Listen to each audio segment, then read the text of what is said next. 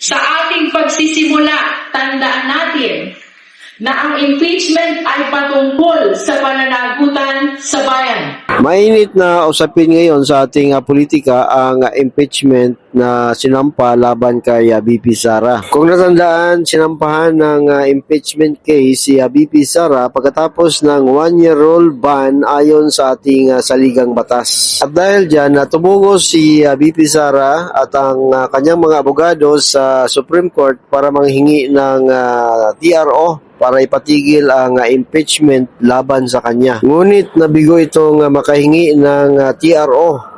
Ang hearing ay gaganapin na sa April 14 sa sunod na linggo. At ito ay inabangan ng lahat dahil sa mga panibagong witness na inibitahan ng House Justice Committee para magsalita sa hearing na gaganapin sa April 14. At marahil yan din ang dahilan kung bakit takot na takot si BP Sara kaya humingi ng TRO sa Supreme Court. Ganun pa man, kahit sa kabila ng kabiguan na makakuha ng TRO, tuloy pa rin ang mga abogado ni BP Sara sa pag-file sa Supreme Court para mapagbigyan ng temporary restraining order para matigil ang hearing. Hindi tumitigil kahit sa gitna ng pinakamabigat na tungkulin. While we scrutinize those in power, we do not lose sight of the hardships faced by the powerless.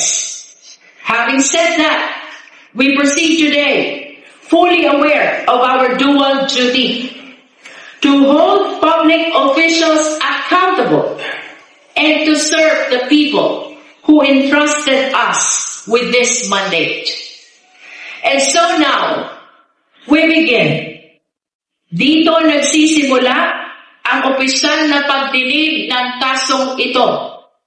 Sa ating pagsisimula, tandaan natin na ang impeachment ay patungkol sa pananagutan sa bayan. Kaya't marapat lamang na balikan natin ang ating panunumpa.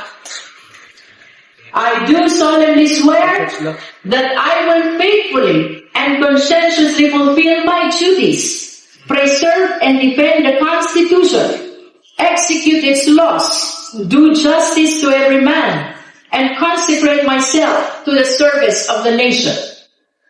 Madaling bigkasin, pero mahirap panindigan. Hindi ito simpleng ritual. Ito ay isang pangako, isang panata ng pananagutan, hindi lamang sa batas, kung hindi sa bayan. Let me lay out the agenda for today. First, we establish the ground rules or the guidelines, not as obstacles, but as safeguards. Their purpose is simple: to maintain order, to allow clarity, so the truth may emerge unimpeded. Ang patakaran ay hindi hadlang sa katotohanan. Ito ang daan upang ito'y malinaw na lumitaw. Second, we move to the initial hearing. Opisyal po nating buksan ang pagdinig sa impeachment na ito. Third, and as part of this initial hearing, we act on pending motions, request for subpoenas, and set the schedule for the next hearings. At the core of these proceedings is probable cause. That is the objective of these hearings. We shall determine whether there is probable cause for impeachment. Ngunit, paano ba natin masasabi na merong probable cause? Let us be clear. This is not the probable cause of criminal procedure. Impeachment is not a criminal trial. It is a constitutional and policy exercise entrusted not to the courts, but to the House of Representatives. As we have seen in previous proceedings against Ombudsman Mercedes Gutierrez, The classical legal definition of probable cause was not applied. And for good reason. Impeachment calls for judgment, not mere calculation.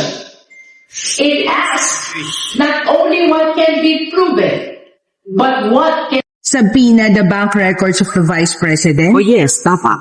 Why, Kasi ma'am? kasama yan sa allegations. It shows the accumulation of wealth, of unexplained wealth, grossly disproportionate to kanyang mga linagay sa kanyang SALNs. Kaya nga ang talagang gagawin is that ipapasapina yung SALNs mula pa nung siya ay mayor and vice mayor of Davao City and then all the way to kanyang current incumbency as a vice president. So, ganun din sa bank records para makita yung unexplained wealth. Na may meron na pong mga ibang mga pinakita dyan. Si former Senator Sonny Trillanes, so naging hearing noon sa Quadcom. So susundan lang po yun. Now we can actually, and the committee would be well within its powers to direct the submission of the bank records. An impeachment proceeding, a committee of the House can do that to subpoena those bank records para makita talaga yung mga milyon-milyon na mga nandyan sa kanyang bank accounts. Either ang mga bank accounts na joint with her father, joint with her husband. So, makikita po natin yun. hindi tumitigil kahit sa gitna ng pinakamabigat na tungkulin. While we scrutinize those in power, we do not lose sight of the hardships faced by the powerless. Having said that, we proceed today fully aware of our dual duty to hold public officials accountable and to serve the people who entrusted us with this mandate. And so now, we begin. Dito nagsisimula ang opisyal na pagdinig ng kasong ito. Sa ating pagsisimula, tandaan natin na ang impeachment ay patungkol sa pananagutan sa bayan.